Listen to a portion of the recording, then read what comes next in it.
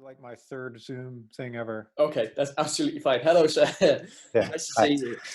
Hi. Um, so I've given a little bit of a rundown over the email. I know I've been quite vague. Yeah. I'm somewhat vague on purpose because I kind of quite like to have a natural flow. Hmm. So I'll basically say that if we started the podcast off right here, would you be able to just give a brief kind of background on your running and your career and so on? Just a brief introduction to who you are and how you are. Sure. My name's Scott Douglas. I'm currently a contributing writer for Runner's World here in the United States. I've been working as a running writer slash editor for about 30 years now.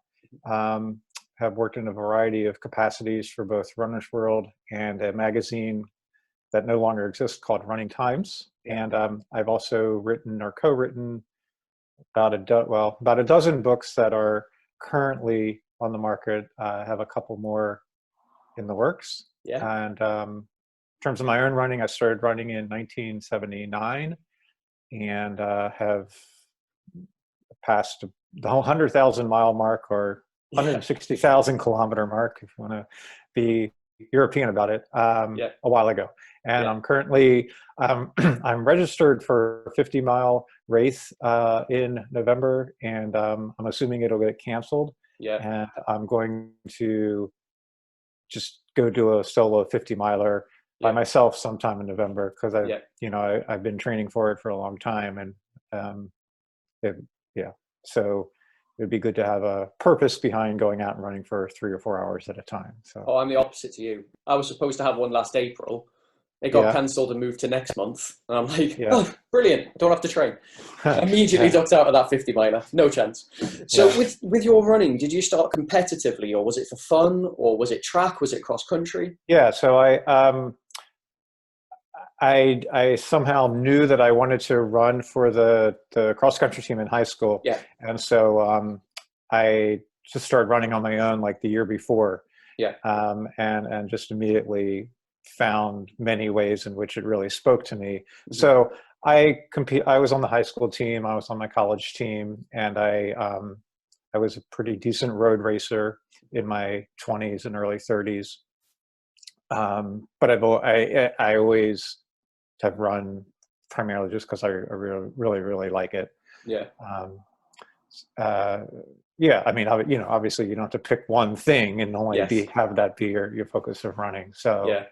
yeah, so I don't do a whole lot of racing now Hmm. because it's sort of it's frustrating. I'm 56. It's sort of frustrating to see how hard I'm working to see how slow I'm going. But at the same time, like last year when I turned 55, Yeah. I started looking at race results, and I was like, huh, I could be like the oldest finisher. Like nobody, not the oldest finisher. I could be like nobody older than me might finish in front of me. Hmm. Yeah. And like when I used to road race in high school, I was always I always thought it was fun to look and say like, hey, nobody younger than me beat me. Yeah. And so now, if races ever resume, I plan to start road racing more than I have in recent years for this silly thing of like, hey, nobody older than me beat me. So Yeah. So yeah. I think of that quote. I do think it's from Born to Run, actually, and I know you have your opinions on Born to Run, Mhm. and it's the concept of you run your prime years from 18 to I think it was 25.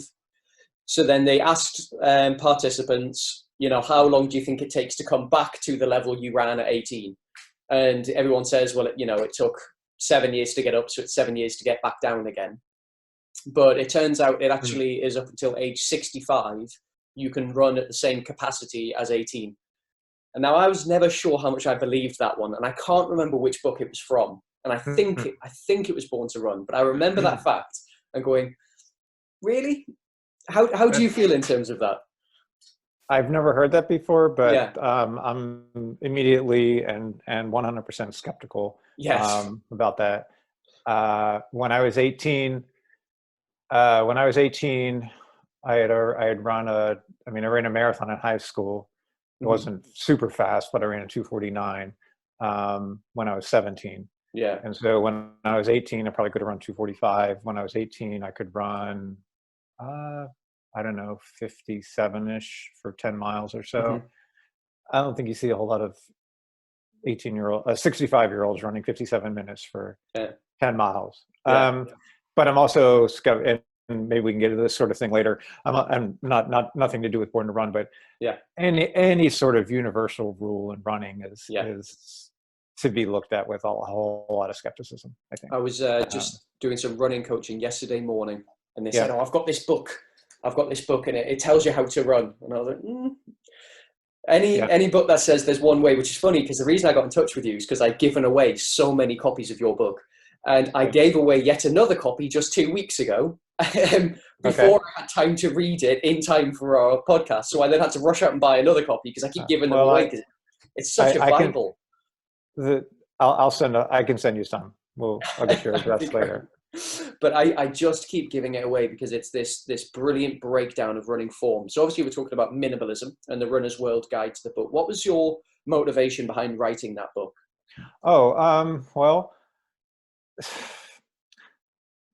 to my hope was to sort of be a voice of sort of enthusiasm, but also reason. Hmm. In so I wrote it. I mean, I wrote it in 2012. It came out in 2013, and in 20, at least here in the States, 2010 to 2012 was like, minimalism. The Yeah, pendulum had swung crazy over to minimalism and barefoot running. yeah. And there were just sort of all these sort of universal pronouncements, one Hmm. size fits all, etc. And as somebody who, like, I did tons of barefoot running in high school, Hmm. 30 years earlier than that, I certainly believed a lot of the precepts, but I wanted to sort of be the crusty old guy who came in and said, yeah, but, and, sort of provide sort of some balance to what was at the time sort of like, you're either all in, running road marathons barefoot, or you think it's all a bunch of junk. Yeah, And like most things, especially in running, yeah, there's merits to some aspects and uh, dismerits, for lack of a better word, to other yes, aspects. So that was my motivation to do it. yes. As it turned out, sometimes the process of doing books is such an elongated process Hmm. that it's hard to, if you're trying to be timely, to make it work. And it turned out that by the time that my book came out in 2013, like in the States, like nobody was talking about, like, Yeah, minimalism barefoot running had passed. yes, So that's why, if you want more copies, I have a ton in my attic I can send to yeah. you, because yeah, if it had come out like a year or so earlier, it would have, in terms of sales, would have done better. Yeah. But What do you yeah. think about the rise in ultra running then? Because I think the reason I love your book so much is because I'm riddled with injuries. I'm a bit of a training addict, so I end Mhm. up picking up injuries. As kingdom comes. So I've had 2 knee surgeries already. So Yeah. when I changed my running style to this minimal style and picking up minimal shoes, I noticed my injury rate was just Mhm. plummeted right Yep. down. So obviously with ultra, they tend to go hand in hand when you're doing like 100-mile race and so on. How do you see the relationship of, say, minimal running coming back into the ultra scene? Do you see that as a trend of bringing it back round, or is minimal just dead and gone? Well, I don't think so. I don't think minimalism is dead and gone. I think that Hmm. if you look at current shoes, Hmm. there's lots of elements in shoes now that weren't sort of normal or Yeah, or widespread, and a lot of that is attributable to sort of some of the precepts of minimalism being incorporated into sort of not as extremely minimal yeah. shoes. What kind of Um, changes have you seen? well, a couple of big things would be, um, and it seems kind of weird because now, all the emphasis is on the crazy, magic shoes, Yes. like the Nike and stuff. But even if you look at, and so now most brands have like their version of like the crazy Nike shoes. Yeah. But if you look at those, there's some common elements of pretty light, you Yeah. know, despite their high stack height. Hmm. So there's overall been movement towards lighter shoes Hmm. in general for everyday use, which is a consequence, I think, of minimalism sort of putting the emphasis on like, wait a minute, why do I need this 12-ounce, boat on my shoe, on my foot? Like, how about making something that'll help my foot do what is naturally, just, will do? So lightness. There's also so many more shoes now that have a pretty small heel to toe differential, right? So in, say, 2005, the standard shoe had maybe like a 10 or 12 inch heel to toe differential. It's a, sort of a moderate high heel almost. And minimalism sort of said, well, wait a minute, why, if you run barefoot, you have zero difference from heel to toe. Why shouldn't a lower heel to toe differential be an element that's common in those shoes? So that's another one. And then also just sort of conceptually, the idea of shoes, 2005, there was a lot of like, this shoe will protect you, right? Like that running is something inherently dangerous and your body doesn't know how to work. And so we'll come up with this, quasi-medical device that will help protect you from doing the most natural activity that there is. Now, the sort of conceptually, it's more towards like shoe as a tool and aid that will help your body do what it's best capable of. In terms of ultras, I know that at the time of, when Born to Run was on the bestseller list, there were tons of people who like started running and immediately went to ultras because that was sort of the world that was described that was described in Born to Run. And that's great. That's great. But now in ultras, you'll see tons of people wearing what on the face of it might be the opposite of minimalist shoes, because Hoka, One, with the massive cushion stuff, because like, well, if I'm out on the trail for 12 hours, I don't want to feel every rock and every root and everything. But again, but the Hokas, are a great example of what might seem like the opposite of minimalism, but they only have like a very slight heel to toe differential. They're very light. So, but I think in general, ultras, independently of whatever shoe trends might be, are going to keep getting more popular. Just because we spend so much of our lives, as you and I are doing, sitting in front of screens, and the contrast between how most of us live so much of our lives and sort of the freedom that sort of being on a trail or whatever, as opposed to going slogging out a really hard road run. I think has a lot of more just sort of an intrinsic appeal these days, and certainly in a pandemic, to just go and go to a trail and not have to worry about if there are people around, and just tuning out for a while certainly has a lot of appeal. See, that description right there is, that's an impassioned description from someone who clearly runs for the right reasons. Because I think I run with a lot of people that I'm trying to get into running. And what happens is you get the turnaround. For a lot of people who just start, they'll start with an app or a watch. And as soon as you get the bug of, I did my 5K in 40 minutes. Well, next time it needs to be this. And then the Garmin becomes the new thing. And then Strava. And then you got the Apple, and it's beep, beep, beep, beep, beep. So now when I take people out, I go, no tracking. Look at that tree. Good. Look at the squirrel. That's what we run for, When you go out on your runs, what's in your head?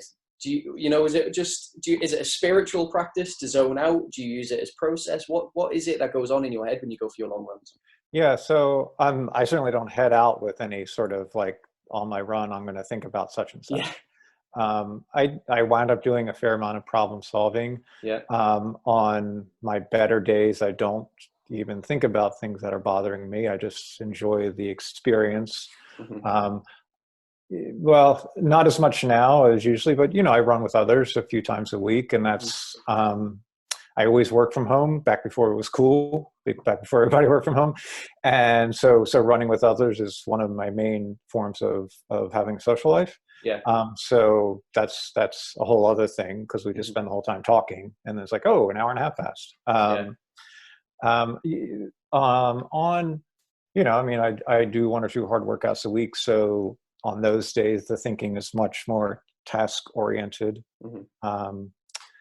So whatever, that's sort of what I like about it. Yeah. Because just who knows what my mind will, where my mind will take me, Yeah.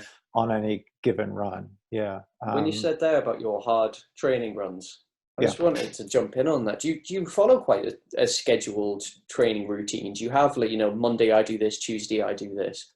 Um, I don't, I certainly plan things on a day Yes. by day and week by week basis, but I don't, it's not like every Monday, this is what I predictably do, Yeah. because,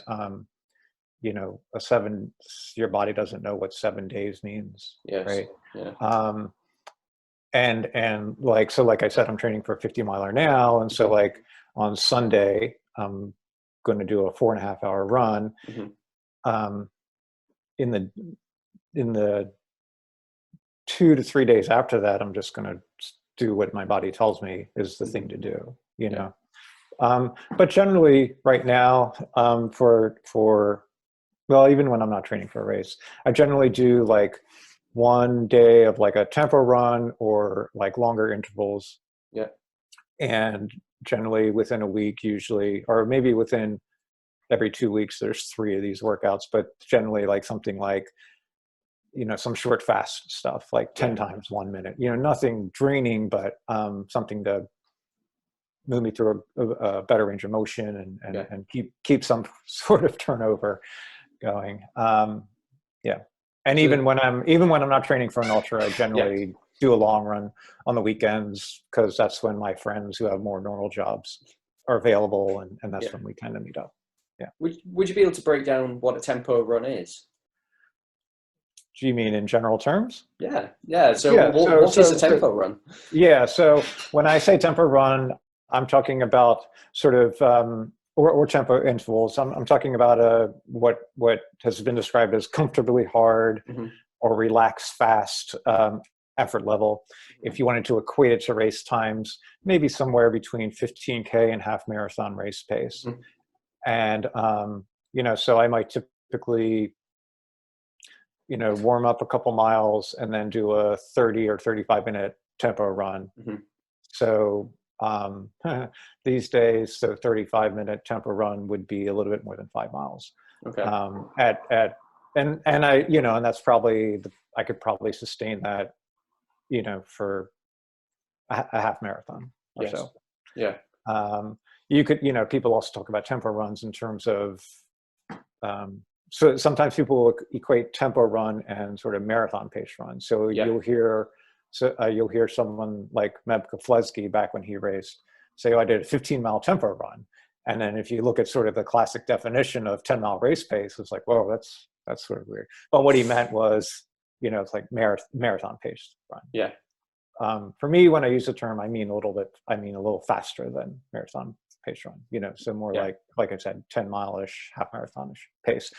And some days, if I'm more tired, I'll just do like, 2 times 15 minutes with a couple minute jog in between, Mhm. or 3 times 10 minutes with a couple mile jog in between, or even like 8 times 5 minutes with a 1 minute jog in between, all at that Mhm. same intensity, just sort of building up this volume Yeah. of work at a, sort of a high level aerobic capacity, but that isn't like, you're not straining, you're not, it's fatiguing, but it's not like the same as like when you go to the track and do Yeah. mile repeats at 5K pace, which is Yes. really tiring, like Yeah. in an overall sense. The Yeah. day after a tempo run, I'm not like as dead as I am Yeah. after something like that. Yeah. Do you ever do many drills? So like just technique training work? I do. I should do them. I should do them almost every day, Yeah. because it would help me. I always seem to find reasons not to, but one or 2 days a week. Yeah. Yeah. Yeah, yeah. drills and strides. So you get striders in. What would you be able to explain a strider as well? Actually, would you be able to break those down? Sure. So most people, when they say strides or striders, they mean like sort of fast relax, but not fast relax like tempo, but maybe like not all out, but maybe like mile or so race pace, Hmm. sort of like, excuse me, 100 meters or so, Hmm. maybe 8 to 12, like after an easy run, taking as much time as you want in between. And each one, is concentrating on running fast, but relaxed, running with good form. Yeah. And maybe on each one, thinking about a different element of good form. Um, just as a way to move your body through a fuller range of motion, help with good ground contact time, and because it feels good, right? Yeah. I mean, Yeah. Yeah. me at least, I mean, one of the reasons that I do workouts even when I have no race plans is like I just, it's more fun to Yes. do a whole bunch of different things. Yeah. Yeah, I mean, my analogy is always like, if you like to cook, right? You don't just go and make the same thing every day, Yes. right? Some days you cook more ambitiously. Some Yeah. days you're like, um, doing striders is just, it feels good to run fast, I really like that breakdown.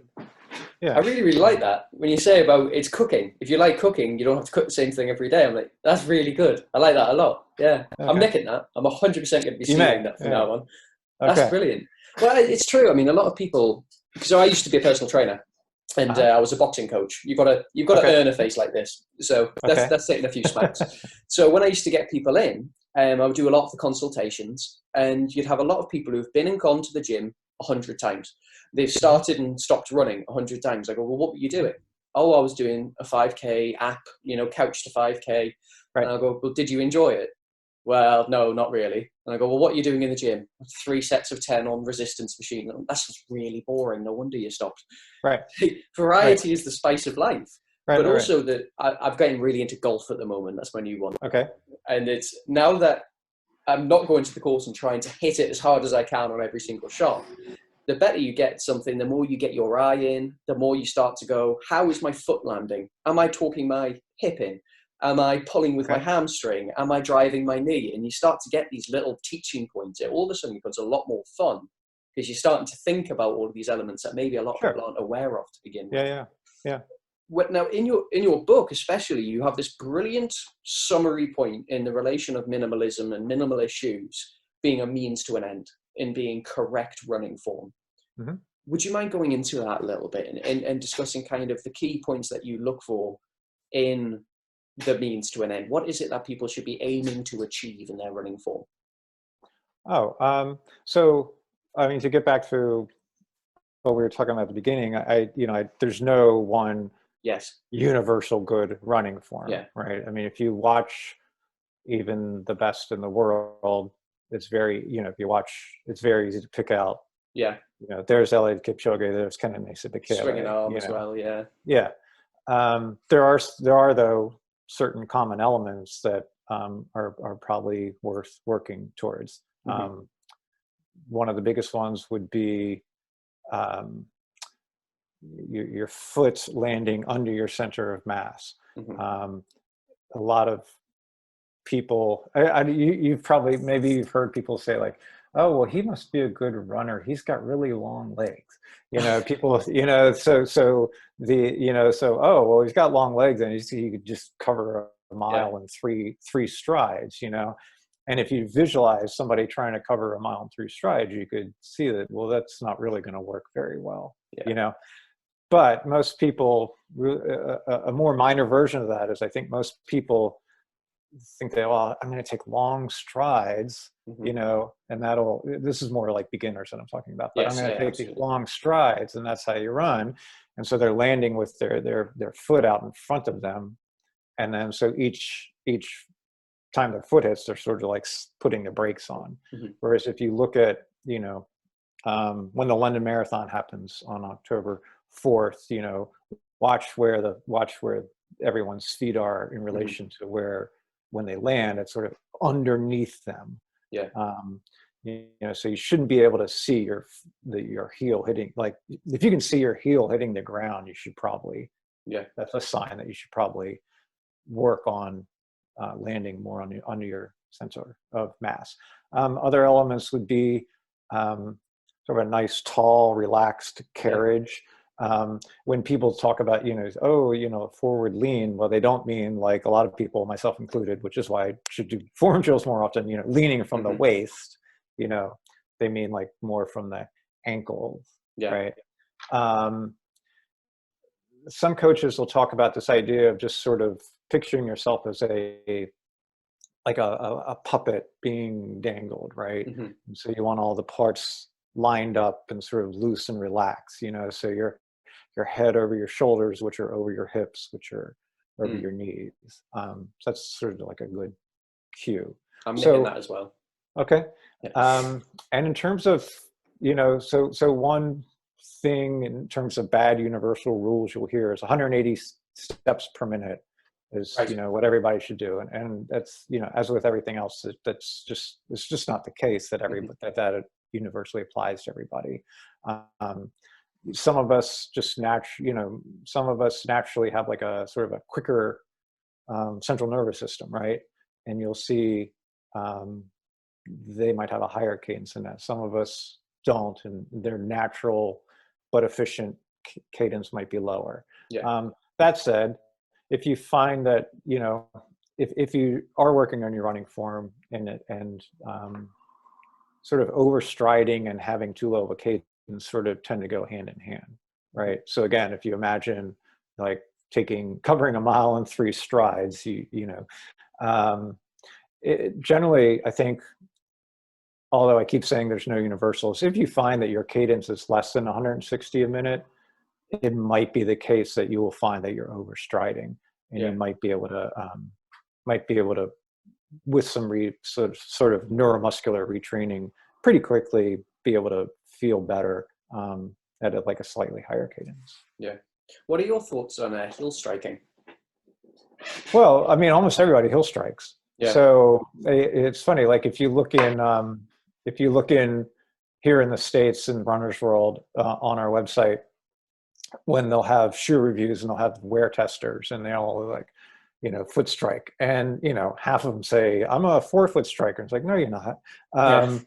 Most people are heel strikers. There's nothing wrong with it. Again, if you watch the, when you watch the London Marathon, if you're able to slow things down, you'll see that most of the top people are heel strikers. Right. It's more the how severe of a heel strike it might be, and again, if that heel strike is associated with being able to see it happen, then you're like really far back, and it's going to be hard to sort of efficiently roll through. Heel striking in and of itself is fine.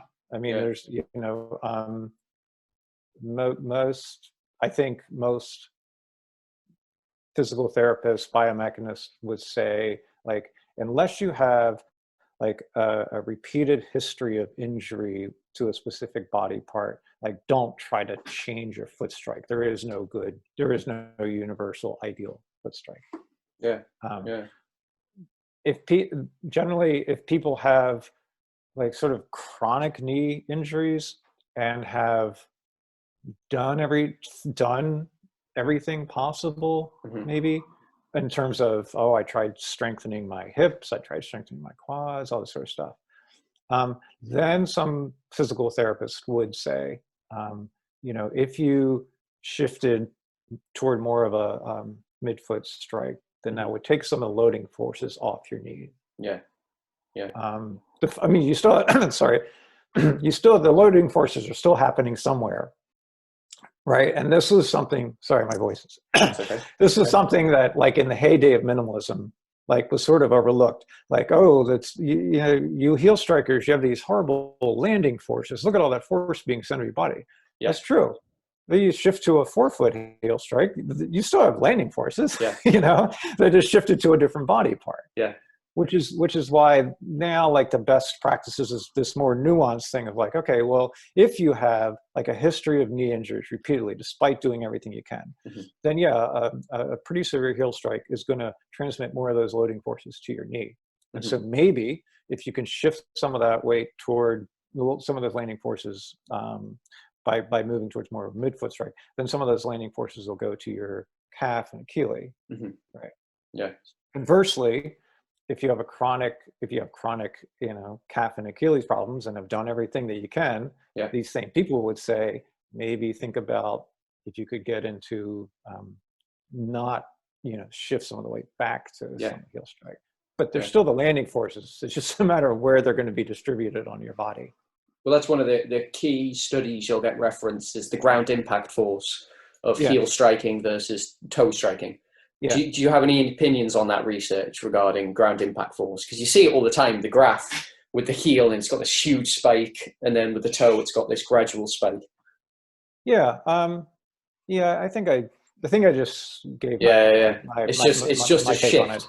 Yeah. Correct. Right. Yeah. But again, if for whatever reason you are susceptible to knee injuries, then that really, that more concentrated impact with a severe heel strike will theoretically not be as great for your knee. Yeah. But I always used to get people. For the average person. Yeah. I'm sorry. I was saying is what I always used to do is I would say lift your heels off the floor and stand on your toes, just standing still. Yeah. And jump up and down. And then I tell people to lift your toes off the ground, have only your heels on the floor, and then jump up and down. Yeah. And you can feel the difference between the two shocks. Yeah. And I would say that's a beginning thing, and go, now get on the treadmill and keep those two shocks in mind. So when you're on there, and you'll start to see the difference between whether or not you're thudding in with the heel or whether or not you're coming in with your toe.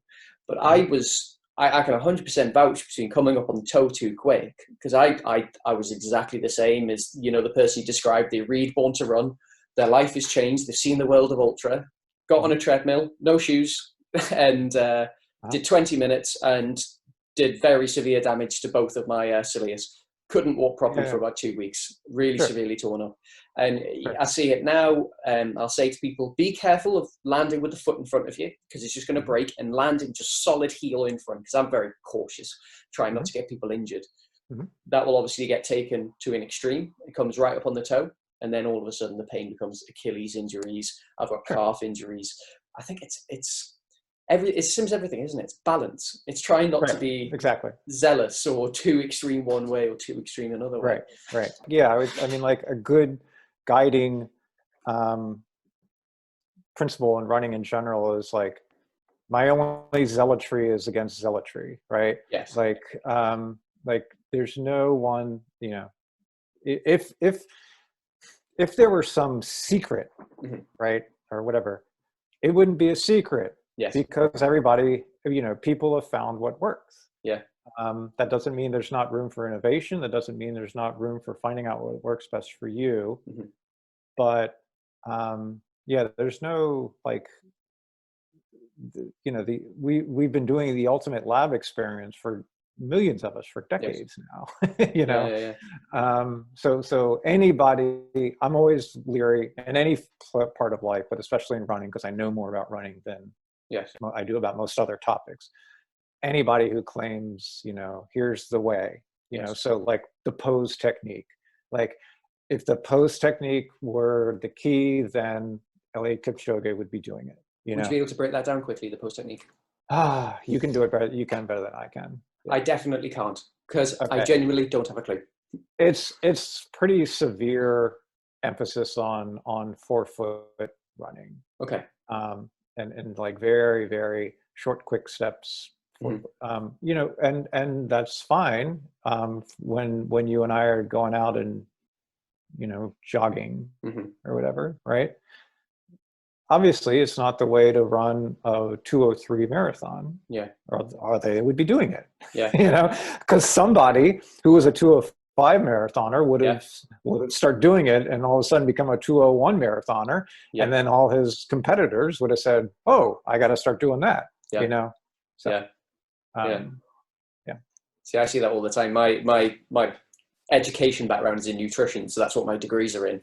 And I had more of an interest, obviously, in sport nutrition and all the rest. And one of the first questions I'd get asked is, what supplements should I be taking? Like, none. It's like they're like 2% at the top. So everyone talks about creatine, and creatine has this. Creatine gives a big effect. It does. It gives a big effect of like 0.5.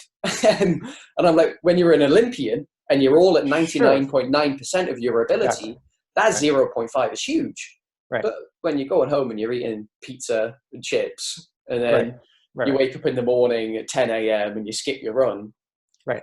creatine's not going to save you. And I Right. think, Right. So one time, in I was at a race, yeah, and it was like a couple months before the Boston Marathon, so it's a winter race, and so we're all in the cafeteria beforehand, and I overheard some guys talking about their training. Oh, and this guy was going off about, like, oh, I've got it, he's got his at at 7.8 miles, I'm going to have a gel, yeah, then at 12.3 miles, I'm going to have 3.5 ounces of Gatorade, and then, and then somebody's like, how much you been running? And this is 2 months before the Boston Marathon. He's like, oh, I've been hitting 25, 30 miles a week. And it's like, that stuff is like you said, that's going to help you this much. yeah, But you're neglecting, the thing that's going to help you this much. Like, run more. yeah, you yeah, know, I yeah, mean, I don't care how much you run, but like this obsession over all these little things yeah, that certainly make sense for the elites in the London Marathon. Most of us should just run more yeah. and take our time building up to running more, but run more, and you'll find that you'll get better. Yeah. What are Yeah. your thoughts on nutrition for the runner? Do you have any, nutrition guidance in running? Well, I'm not qualified any Oh yeah, yeah, yeah, beyond just being a runner and yeah, person who talks to people. But I don't, I mean, in terms of daily nutrition, like a good runner's diet is the same as a good diet for everybody, right? yeah. Um, Lots of fresh food, Hmm. produce and vegetables, and lean protein, and some fat, but not tons. And I mean, for me personally, I you know I try to think, like, if I pick up something and, like, could I make this at home? Hmm. If I had the wherewithal. If not, so I could make, you know my wife makes ice cream. I eat ice cream all the time, right? I can make cookies. I don't know if I could make like a cheese, like a Cheetos, right? Yeah, Or M&Ms. I can't make yeah, M&M, you know. And I don't deny myself anything. I just don't. They just don't. It just doesn't, after a while, have much of appeal, yeah, because I'm not just not going to feel as good either running or the rest of the day. yeah, Um, and I mean, in terms of sports nutrition, I think the best practices are pretty well established by yeah, now. yeah, Most of us don't need to be carrying drinks when we run. Most of us yeah, don't need to be downing sport drink, like, before, during, or after a 1 hour run, yeah, right? You don't, like you talked about supplements. Yeah, you don't need to, like, come home and make yourself a smoothie, yes, if you're just doing a normal run. But at the same time, there are times when, like, the research is very useful. Like, after my long run on Sunday, I will make, like, a carbohydrate protein hmm, thing, and try to get myself to, regardless of how bad my stomach might feel, get myself to have it in the yeah. half hour or so, afterwards, in the hopes of, there's, because I just don't, I'd rather not, I'd rather feel better than worse the following day. Yeah, yeah. Yeah. Obviously, you're on the frontier of fitness media, especially in regard to running. One of the greatest mags in running. So you must see a lot of trends coming and going. Have you seen much of a trend in high fat diet in running? Have you seen that come up? Well, I've seen a trend of people making claims for it. Yes. Um, and most of the research on performance, like, doesn't support it. Yeah. Yeah. Because the argument I always gave is when someone talks about, oh, they're high fat, they're a high fat, they're a high fat. I go, Mhm. yeah, but are they also genetically blessed, or are they someone who gets up and trains every single day, and the rest of their diet consists of really good quality foods, and Mhm. maybe it's just that they've got the right energy coming in. But the other argument I always gave was, how many of them are winning? That was always the other Sure. argument, and Yeah. that's the easiest way to find out whether something works. Who's Right. winning? As Right. simple as that. I was Right. introduced to Timothy Noakes, Mhm. who was a pioneer, obviously, in carbohydrate and the use of carbohydrate, and Mhm. he's now done this 180 into Mhm. high fat. Mhm. What's your personal? Do you believe there should be an emphasis on carbs, or is it is it, again, is it minutia that we don't need to worry ourselves too much with? Well, if you're trying to, I mean, as you said, you know, who's winning doing that stuff? Maybe in like extreme ultras there is, Yes. but the sample size is small enough that you could attribute it to sort of quirks. Yes. Again, to keep coming back to London Marathon, you know, there's people who are going to finish on the podium there are eating like the diet that we should all eat. Yes. Yeah, which with an emphasis on the type of fuel that's going to help them on race day. Yeah. I mean, the other thing about high fat is like, what about the rest of your life? Like, you know, we're not, you know, maybe it would spike your cholesterol levels. Is that worth it? So you can run a 50 miler 3 minutes faster? Maybe, but not to me. I mean, I think it depends on the Olympian debate, doesn't it? Because we'll take top level athletes who are, I always give again, I love an analogy. So my analogy for this one would be, you know, let's take an F1 car and compare it to a 4x4.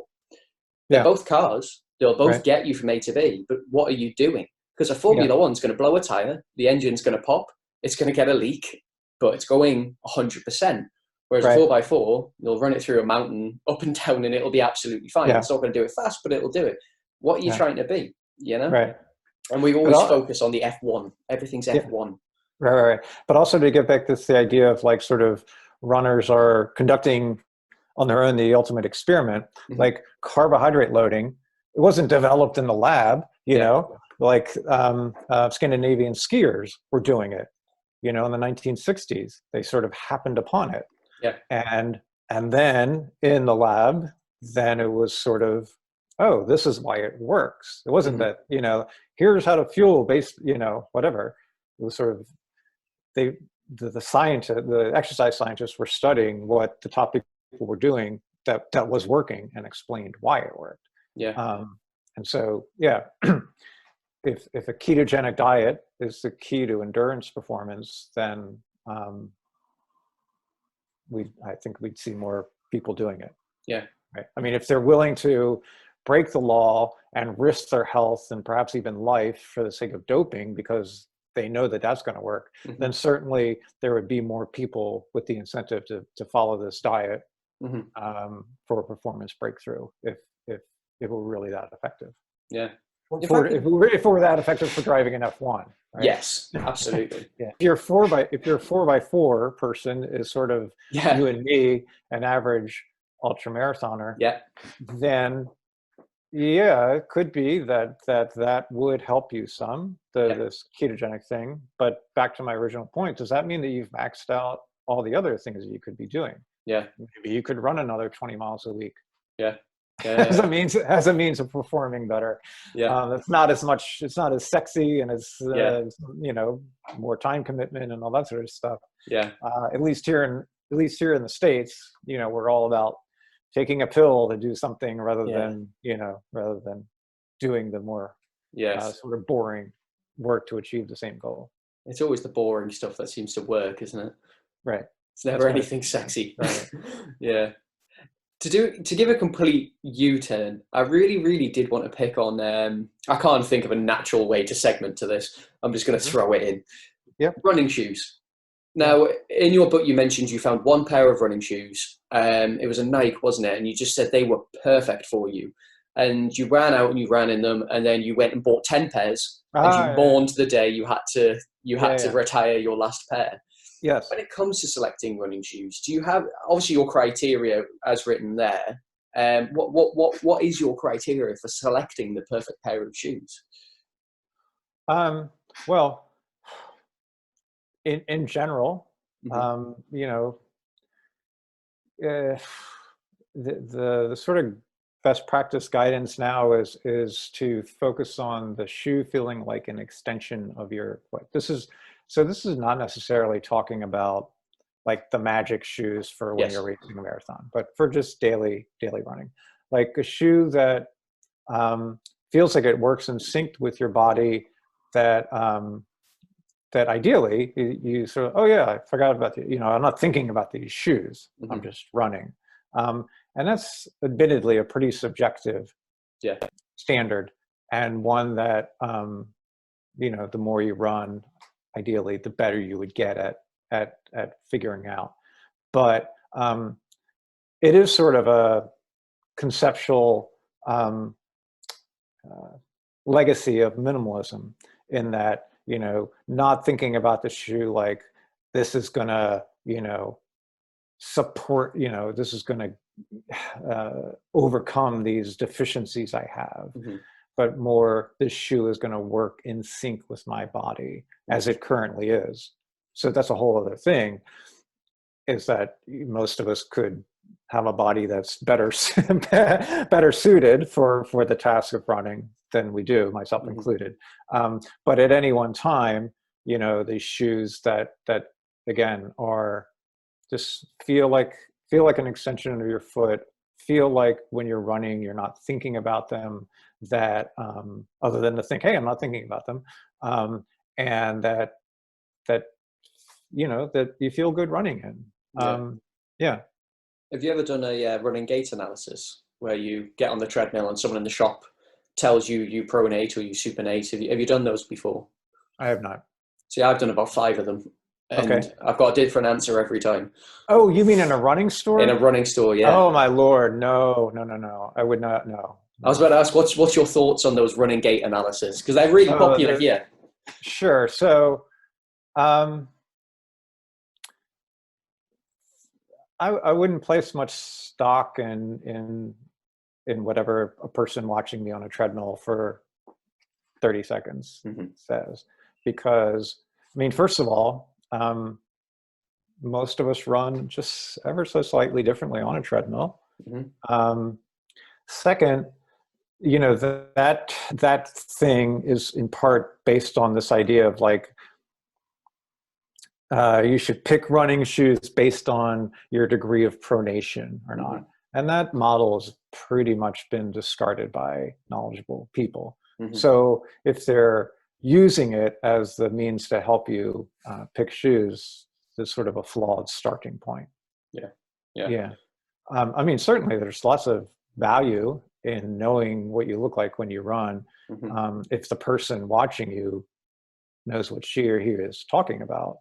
And nothing against the average running store employee, but they might be, you know, a college runner home on holiday break, you know, making whatever, $12 an hour. They might not, I wouldn't take what they say as gospel. See, we've got a very reputable running store in the northeast here in England, and I sent them an email. And they say they do gait analysis, but they won't stick you on a treadmill. What they do is they have a really good variety of shoes.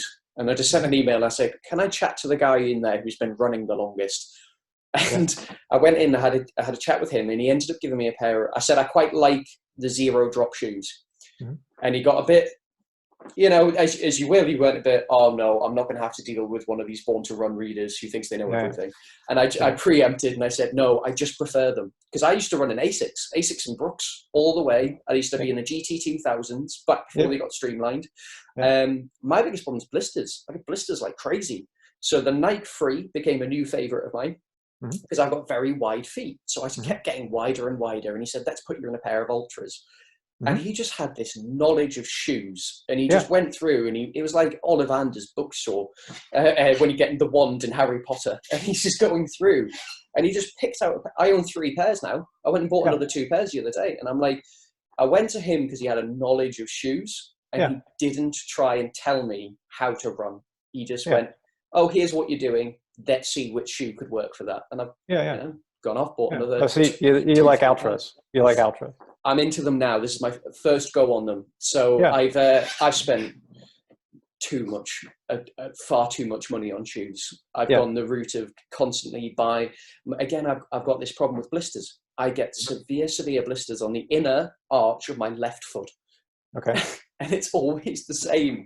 And what did it for me is I went to a running store and I put on a pair of shoes and they felt great and I loved them. And the running store assistant, and she, now thinking about it, I would have been about 16, 17. And she, now that I'm, you know, of a similar age now, I can go, she was clearly just a uni student who was telling me, so this isn't someone who's finished and had years of fitting shoes. And she put me in these Adidas and put me back on the treadmill and was like, this is the best correction I've ever seen. You have to get these were £130 shoes as well. These are the best shoes. Honestly, I've never seen a correction this good. And I made the mistake of listening, and I gave them away because my feet were destroyed. And I was like, right, that's the end of running gait analysis. I'm not. It just wrecked my feet. But yeah, ultra, and for road has been a nice one. Innovate. Well, for road running, I'm in the ultra paradigm, and I've just found it been brilliant. For trail running, innovate. All the way innovate. I've just got a pair of their Terra Ultra. Oh, and it's like you say, they're beautiful and they just feel right. They just feel brilliant. The road shoes were terrible. What innovate? They're road shoes. Yeah, I'm not saying they're a terrible shoe, but they were terrible for me. Right. Gave me calf cramp. I've never had it before. Huh. Yeah, 1 kilometer in, get calf cramp. Really weird. Off-road, incredible, absolutely incredible shoes. Yeah, good. What do you run in? I have a bunch of different shoes. Yeah. So this is an example of the idea of like shoes, thinking of shoes as tools, right? So I have, so I'm going to do my 50 miler in a pair, New Balance 1400, which are actually road racing shoes, but they're basically like lightweight trainers. Yes. Let's see. I have a couple different pair of Skechers. I don't know what Skechers' reputation or availability is over there. I mean, I had a pair of the Go Mebs, but they were the Go Runs, incredibly narrow. But Skechers over here, there was a big campaign. Do you remember they had the ones with the curved bottom that they set on the sole of the shoe, and they said they'll tone your bum. So they've had that massive campaign, and I haven't heard from them since. So I don't know how they're doing. Yeah. So anyway, I have a couple pair of Skechers. They have a, everybody now has like a sort of next generation midsole foam, and theirs happens to agree with my body very well. So I have a couple of different pair of Skechers. What else do I have? I'm sort of, those would be the main ones. They're all, most people would pick them up and say, wow, that's light. And wow, that's not much shoe or whatever, but they're fine. Yeah. Have you ever gotten into the Hokas? I tried Hokas just because I should try this stuff, and they were I didn't like them. They were too spongy for me, sort of, and just sort of too high overall. I have like really sort of chronically weak ankles and bad balance and stuff for a couple different reasons, but so I don't like things where I feel like I'm like suspended above the ground, right? So I've tried a couple of the Magic shoes now, and I just didn't enjoy the experience of running in them because I felt like I was like suspended above the ground, and it made me feel sort of if I were at a point in my running life where I was still trying to set PRs, I would have given them more time before saying, no, these aren't for me. Yeah. If it meant that I raced faster in them, then I would put up with the unenjoyable sensation at that time. But I'm not at that point, so I don't want to. So what else do I run in? Yeah, I mean, I have a bunch of different shoes, but they're all sort of in the same vein, of relatively low to the ground, pretty light, not severely slanted or anything like that. Yeah. Where do you and I should say, and so one point is that, and I'm not claiming to be any sort of innovator, but that was the case before Born to Run was written. Yes. And I'm not alone in that, I mean, so that was part of, to get back to one of your original questions. I mean, that was part of my incentive for writing my minimalism book was that like this Christopher McDougall didn't invent this stuff. Yes. right? You know, tons of us before Born to Run came out, before that few year period when everybody suddenly was making minimalist shoes, tons of us were looking like we're sort of by default doing our everyday running in what were then being marketed as racing shoes, Hmm. because those were the lightest, lowest, Yeah. Yeah. flattest shoes that were available. Yeah. You know? I remember showing a pair to my mum. She was a 100-meter sprinter when she was young. Uh-huh. She literally picked up and she went, "It's just a racing flat." Yeah, yeah, I was yeah, just, that was all she said. It's just a racing yeah, flat. I was like, yeah, yeah, right. Let's sum that one up. That was worth the 80 quid. yeah, yeah. What do you see as future trends then? Where do you see the direction of? Do you see that there being any spikes in anything coming up? Um, I'll tell you a trend that I would like to see stop, Yeah. or a trend that I'd like to see develop. So at least here in the States, um, you know, runners are complaining about the price of shoes forever, Yes. because it's so, I got to buy another pair. I just bought a pair 3 months ago, sort of thing. You're sort of regularly reminded. Yeah. But even though, if you think about it, if you spent 600 pounds a year Yes. on running shoes, first of all, that's not that much money over the course of a year for Hmm. for many people. Hmm. And second, if you think about like, wow, what do I get? What experiences do I have? How has my life improved by that Hmm. 600 pounds? That's pretty good payment. That's Hmm. pretty good investment. But um, running shoes are, um, there's this like trend towards disposability. And again, this is mostly in these Nike Alpha Fly, all the Magic shoes, Hmm. where they cost sorry, I don't know my exchange rates, but Oh, so it's fine. here in the States, they'll cost $200. Yes. So what is that, 170 Oh, euros? about 180 pounds, roughly. I think Okay, the vapor flies okay, on. so Yeah. Yeah. 180 pounds. Um, and they're designed, it's not that like they're poor, it's not that they like, oh whoops, we forgot about it. They're designed to not last more than 150 or 200 miles. Yeah. And um, and so I can see, if you have the money and setting a personal best in the marathon is important to you, Yeah. that yeah, that's I would spend that money. Hmm. But that sort of trend toward disposability is now making its way into everyday shoes. Hmm. Um, so like I said, I started running in 1979, and when I did, I would dutifully read the running magazines, and they would say most running shoes will last 300 to 500 miles. Fast forward 40 years, and boy, if you can get 300 miles out of that pair of shoes, that's a really good. Yeah. That's some durability.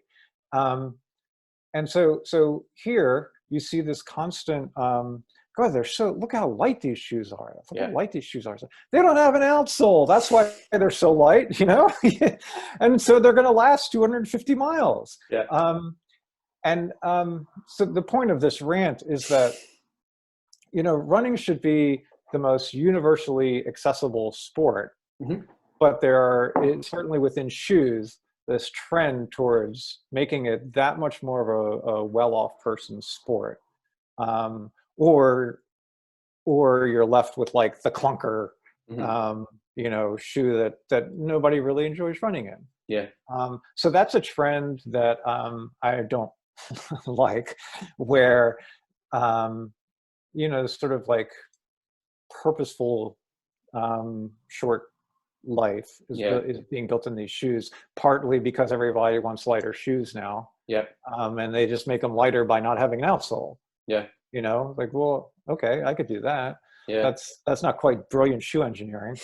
um, I also think that there'll be there's always a backlash to whatever. So I think that there'll be a backlash to these, Magic shoes, Hmm. because setting aside the cost and that they're designed not to last long. People, I want to feel the ground. I want to, Hmm. I don't want to feel like I'm just being carried along Yeah. on these things. That's how even people who love them talk about this, sort of like they're doing the running for me. So I think that there'll be some sort of like, I don't want to feel. I'd like to feel like I run. I'd like to feel the road when I run, Yeah. and sort of in combination with this, what we were talking about earlier about, you know, sort of trail and ultra. You know, I think that's going to continue to be something where more people sort of find themselves gravitating towards. Those shoes don't work in that setting, right? Yeah.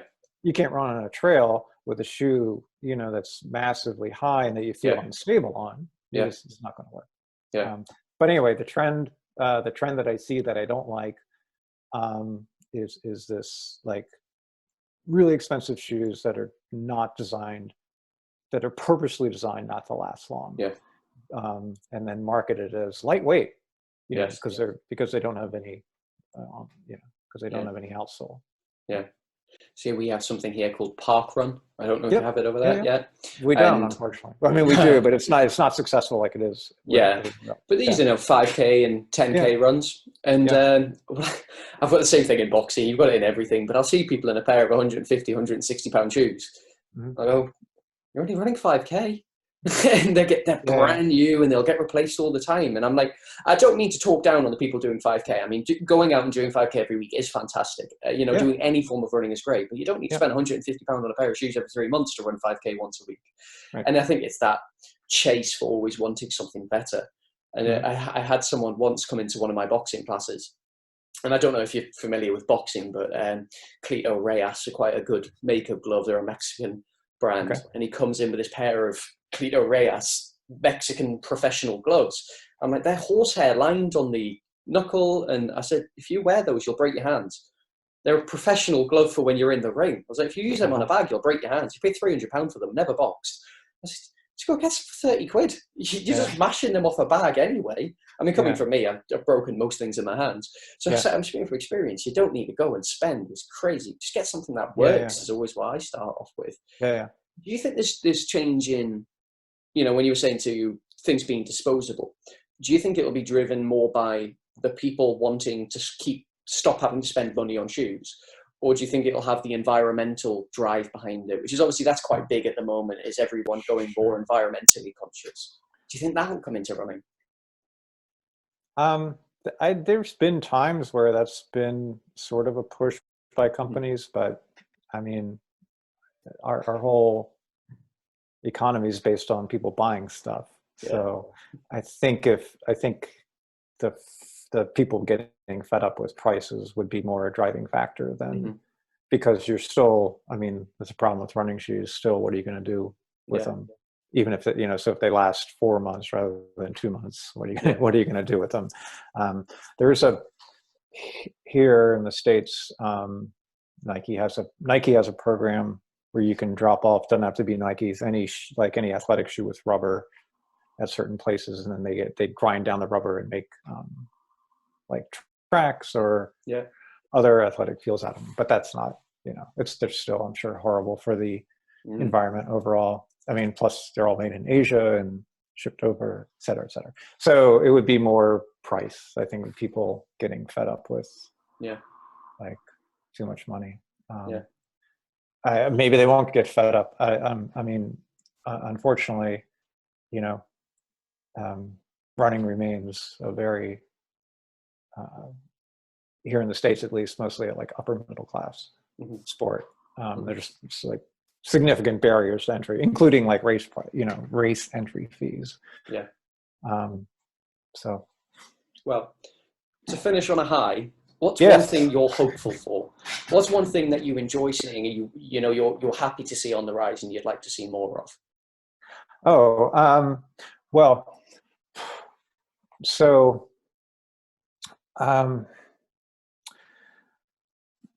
there has been in running over the past few months, in parallel to what's going on in the larger American society, and a greater awareness of running not being only a white person's sport, and but related to this, a white person's sport. And there's more, at least like within media and you know, conversation among runners, you know, how do we make running more accessible to more socioeconomic groups, which by default here in the States means making it more accessible to people of color. Mm-hmm. So that is, I hope that that continues, because I mean, I remember writing like an opinion piece in like the early 90s, Mm-hmm. you know, like why is my race the only race that races? Yeah. And That's not, a good title. you know, not much has changed since then. Yeah. But there's currently a lot of attention to that and awareness of that. And Yeah. hopefully that will continue, that awareness and need for change in that regard will continue, Yeah. because, you know, you've met more people probably than I have, since you're involved in coaching, of people whose lives are just utterly transformed by running, right? And sort of has a way of uniting people that few other things do, unfortunately, these days. Mm-hmm. And so if we can break down barriers to it, whether that's cost or topic knowledge, Mm-hmm. or socioeconomic barriers, so like not seeing myself represented in running, right? So more people being able to see that, oh, I see people who look like me doing this. Yeah. Then that would be great, because, you know, like I said, we both know people whose lives are just, mine included, you know, vastly improved by simple act of going out and running most days. Yeah. That's brilliant. So hopefully I'll check in with you again in the future, and then in between we'll have some amazing changes to chat about. Yeah. Good. So what projects have you got? You mentioned you had a couple of books coming up. What projects have you got coming up to get excited about? So I'm currently co-writing a book with a professor, one of the world's leading researchers on endurance psychology. He teaches. Wow. His name is Noel Brick. Yeah. He teaches at Ulster University in Northern Ireland, and our book is about. So the premise of the book is the book was originally called Think Like an Athlete. It's going to, when it comes out in the spring, it'll be called The Genius of Athletes. Yeah. But the idea is that you asked me, like, oh, what do you think about when you go out and run? The idea is that, and this, you know, Noel is, like I said, a leading researcher in this, that when you're pushing yourself, either a hard workout or a race, the best athletes have this sort of cognitive toolkit. And they know which tools to use when to best enable them to keep getting the best of themselves physically. Yeah. And then the second premise of the book is that once you learn once you have mastered these tools, they're quite useful in everyday life as well. Yeah.